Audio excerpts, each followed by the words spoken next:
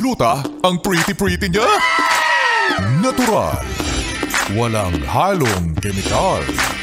Hindi, wow. Maria Morena! Yes FM! Ay! Happy Lunes! Yes, friend! Happy nga ba? Hindi tayo sure. Magandang araw na ito ng Lunes kasama syempre ang magpapaganda ng araw ko. Sino pa nga bang iba magpapaganda ng araw ko? Ako na lang. Kahit hindi araw mo. Pero ako na nga si Maria Morena. At ngayong araw ng Lunes, isa ka rin ba sa mga kagaya ko na nakakaramdam ng Ines? O, diba? Kasi galing tayo sa pahinga ng Sabado-Linggo. Nung Sabado-Linggo, ang bait-bait mo. Tapos ngayon, lumalabas na naman ang sungay mo. Bakit? Aminin mo. Aminin mo yan. Actually, yung mga nagsasabing ang mabait sa'yo, usually, most likely, yun ay ibang tao. Yung mga hindi mo kasama sa loob ng bahay nyo. Hindi ba? Ang bait-bait mong tingnan sa mga mata nila. Mukha kang santo. Di ba? Imaginein mo, naghuhugas ka ng pinggan pag nasa ibang bahay ka. Hindi mo naman ginagawa yan sa sariling bahay nyo. Diba? Aminin mo yan. Willing ka, sige po ako na lang po maghugas ng pinggan. Ay, ang biit naman ng basitang to. Ay, nako, nagpapa-impress. Pero kapag nasa sariling bahay, kahit makita mo na tambak na ang hugasin, sakit-sakit na sa mata kasi ang dami-dami na. Imbis na harapin, iniwasan mo pa. Ay nako, aminin mo yan. May mga ganyang ugali talaga. Pa-plastic.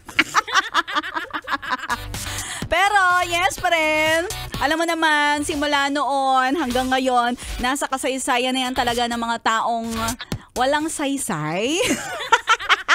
Yung taong mga ganyan. Pero okay lang yan. Kapag nasa ibang bahay ka, masipag ka talaga kasi nakikikain ka sa ibang bahay.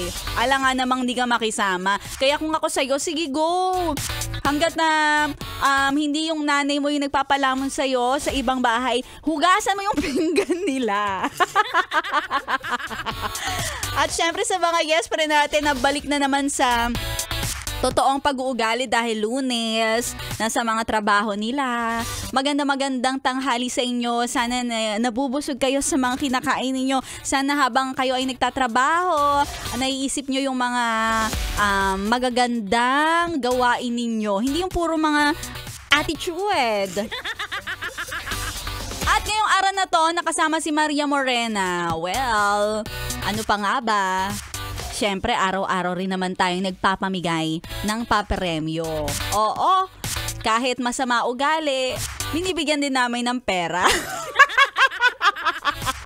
Charot lang.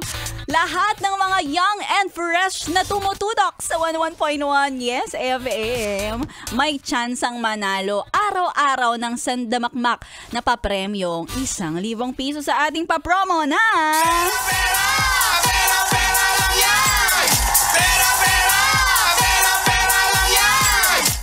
Pera lang yan, promo. Paano ba sumali, Maria Morena? Unang-una mong gagawin ay magpalista. Magpapalista ka sa ating sumusunod na listahan. Unang-una sa lahat, pwede through Facebook page. Hanapin mo lang sa Yes FM Manila Facebook page ang ating featured post. Ang nakalagay ay pera lang yan promo. At dun sa may comment, nandun ang listahan para makapagpalista ka agad-agad. Mabilisan na lang yan. And then, mag-iintay ka na lang. Total, lagi ka nakatutok, matatawag ka na. Tandaan mo, dasal-dasal lang. Dasal-dasal lang. Oo. At kung nais mo naman magpalista dito sa stasyon mismo, kung ikaw ay driver at lagi mo nadadaanan dito yung stasyon ng MBC, Manila Broadcasting Company Media Group. Eto, pumunta ka dito, tapos magpalista ka sa ating lobby area. May listahan doon. At abangan mo lang, tumuto ka araw-araw, baka ikaw na ang susunod na manalo Kagaya na lamang ng mga nanalo na since last week. Eto nga si Judith Ginog, Rizalde Golpeo, Ana Don Francisco, Brian Peter Macaraeg, Julieta Gueco, at kanina pinapanalo ni Rico Pañero. Kapangalan niya to. Naku, bakit ganon? Kapangalan ni Rico Pañero sa totoong buhay. Si Richard Aguilar. Ganun pala, magpapapanalo tayo ng katukayo.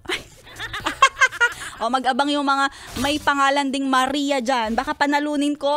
Ay, abang-abang. At syempre, ituloy-tuloy mga pagkitutok. Bukod sa papremyo, mag-enjoy ka naman sa lahat ng ating mga kwento at tugtugan. Susunod na yan, kasama si Maria Morena. Dito lang yan sa 101.1 Yes FM. 101.1